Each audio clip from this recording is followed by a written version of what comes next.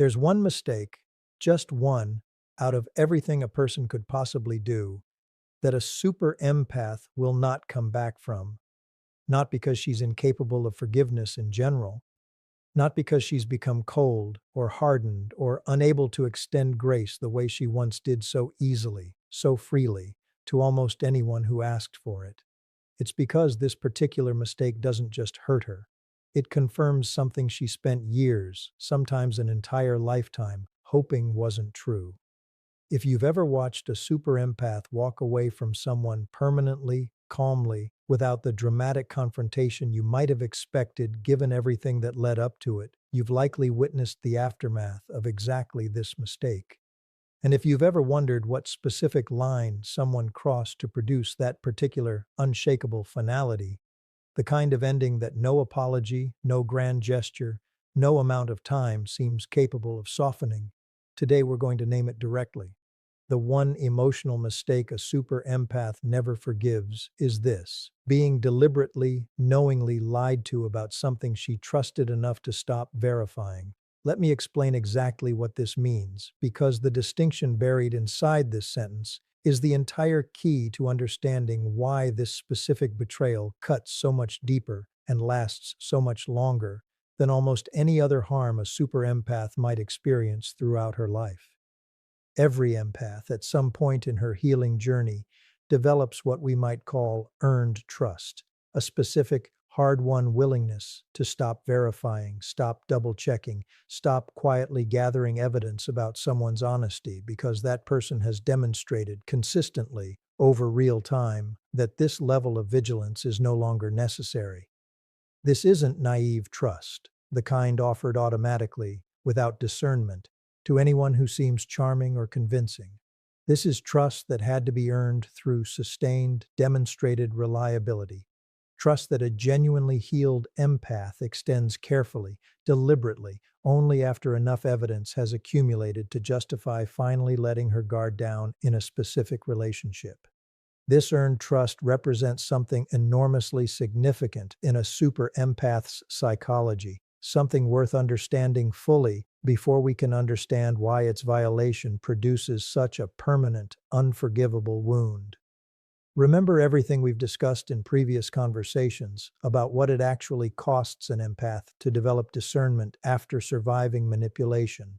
The years of learning to distinguish performance from authenticity, the painful process of rebuilding self-trust after having her own perception gaslit and undermined, the deliberate, effortful work of learning to extend vulnerability selectively rather than indiscriminately. When a super empath finally decides to stop verifying someone, to relax the vigilance she's worked so hard to develop, she's not doing this casually. She's making a significant psychological investment, one built on real evidence, real consistency, real demonstrated trustworthiness over meaningful time. This decision represents her placing something precious and hard-won, the discernment that protects her from repeating past harm, into someone else's hands, trusting that they'll honor it rather than exploit exactly the vulnerability this trust creates. This is precisely what makes deliberate deception, delivered specifically into this space of earned trust, so uniquely devastating. It's not simply a lie, it's a violation of the exact mechanism she rebuilt, often at enormous cost, in order to be able to trust anyone again at all. Here's why this distinction matters so much more than it might initially seem. If someone lies to a super empath before this trust has been established, during an early stage of a relationship, before she's extended the kind of vulnerable, unverified trust we're describing, the lie, while still painful, doesn't actually threaten the deeper psychological structure we're discussing. It confirms, disappointingly but not devastatingly, that this particular person wasn't trustworthy, information she can absorb and use to inform her decisions moving forward. Her broader capacity for trust, her broader belief that some people can genuinely be trusted once they've demonstrated it consistently, remains intact.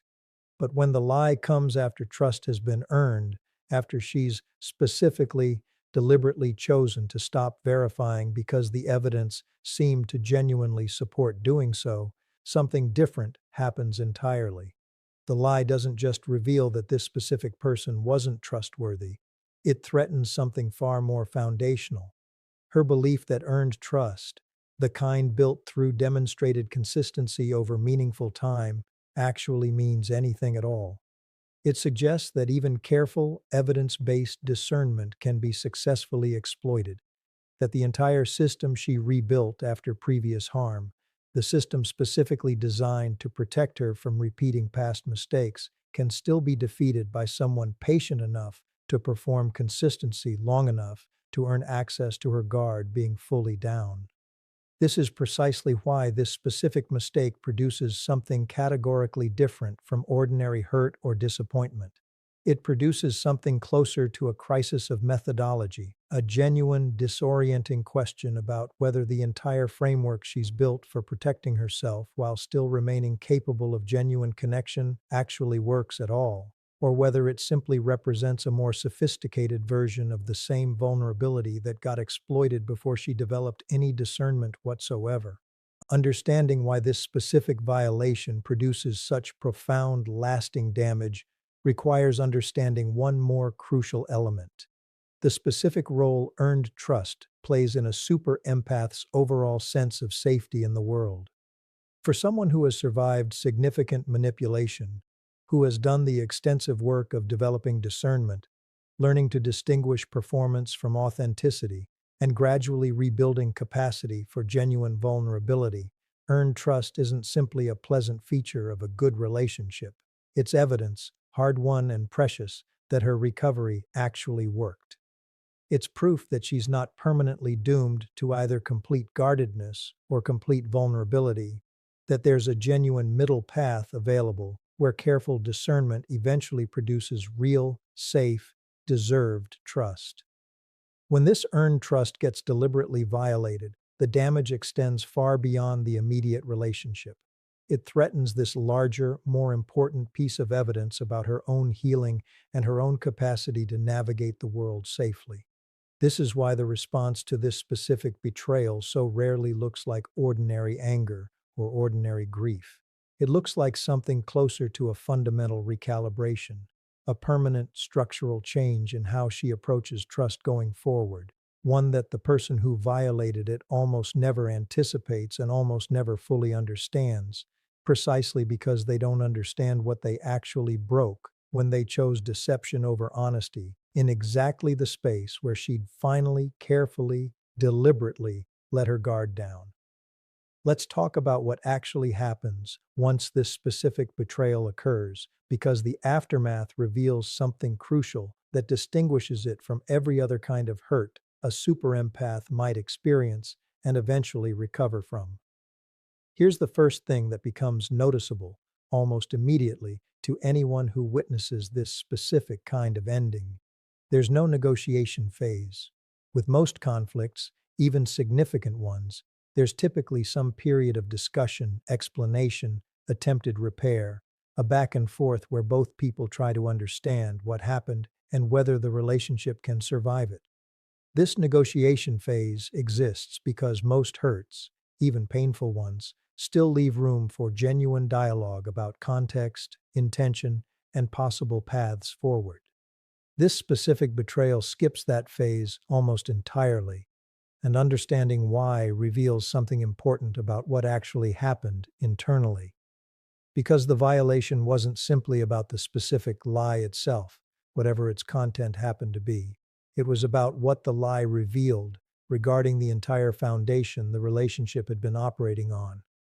Once that foundation is revealed to have been false, there's no longer a stable ground from which negotiation could actually occur.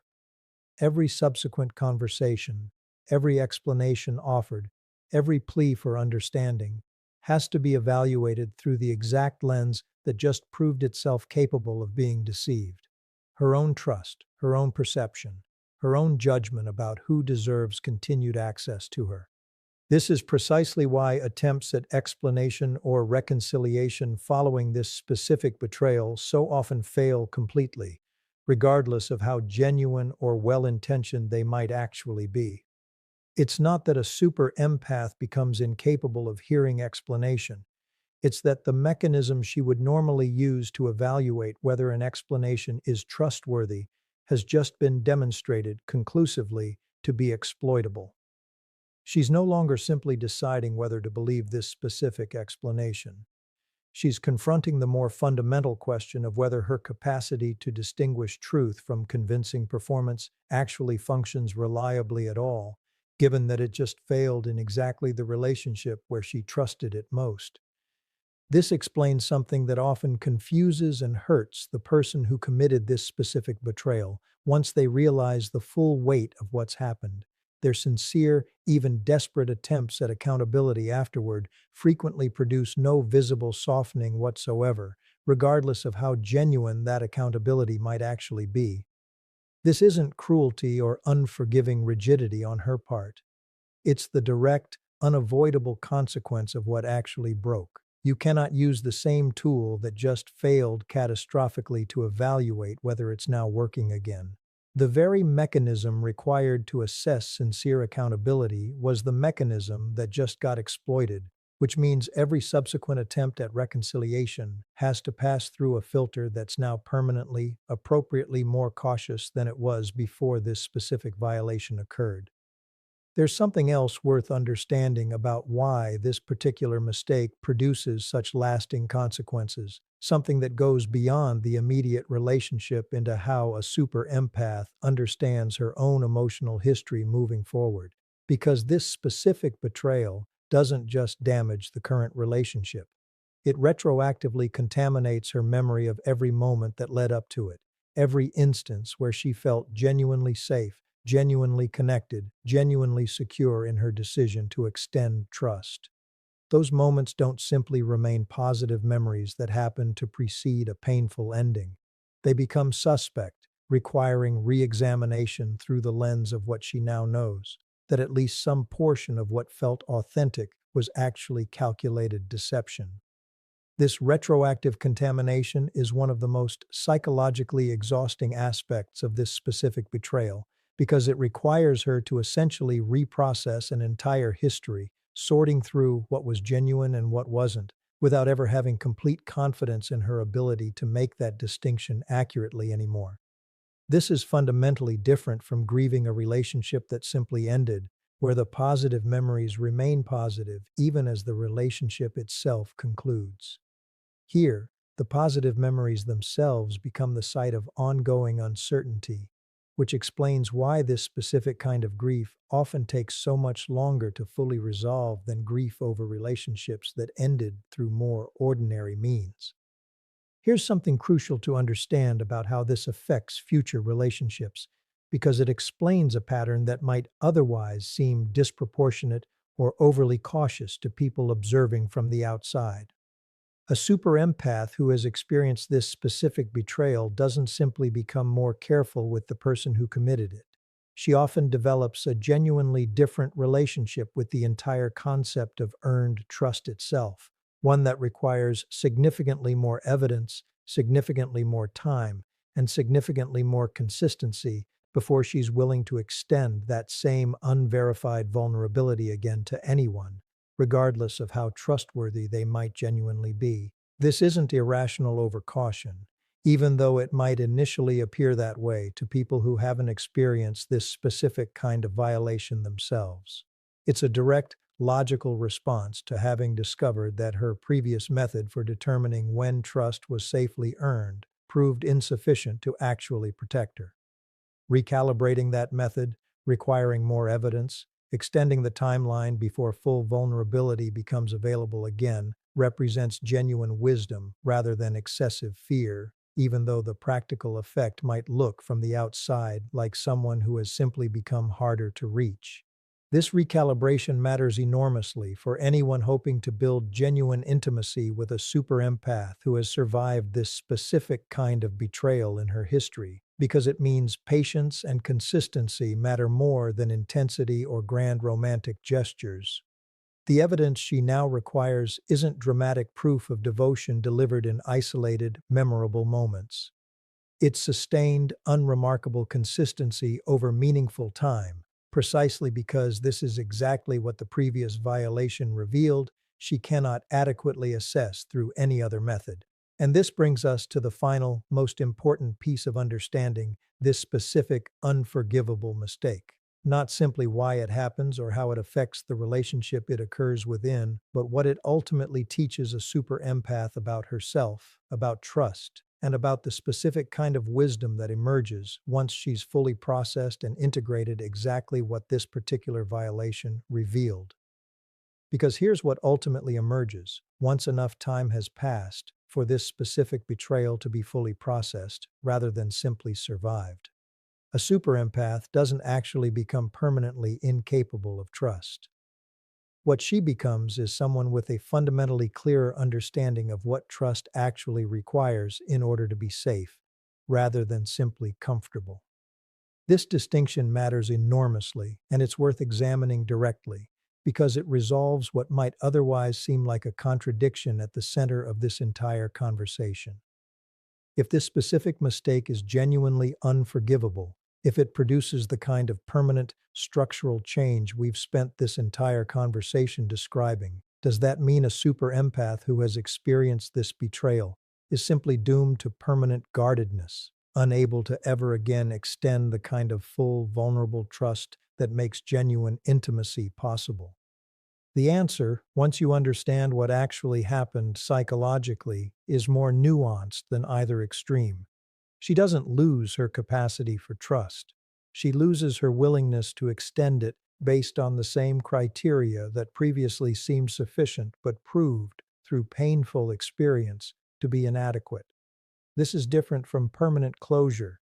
It's recalibration toward a more rigorous, more reliable standard, one that requires more time, more consistency, and more specific kinds of evidence before full vulnerability becomes available again. But that remains, crucially, genuinely available to anyone willing to meet that higher standard through sustained, demonstrated reliability. This is why the person who committed this specific betrayal almost never gets the opportunity to be the one who meets this new standard, and understanding why reveals something important about how forgiveness and trust actually differ from each other, a distinction we've touched on in previous conversations, but that becomes especially crucial here. A super empath can eventually release her anger towards someone who deceived her in this specific way. She can, with enough time and processing, understand the context that led them to choose deception, even develop something resembling compassion for whatever fear or insecurity drove that choice. This represents genuine forgiveness, in the sense of releasing the corrosive weight of ongoing resentment. But forgiveness, as we discussed extensively in a previous conversation, doesn't require restored access. She can forgive the person completely while still, permanently, declining to extend the specific kind of unverified trust that person violated.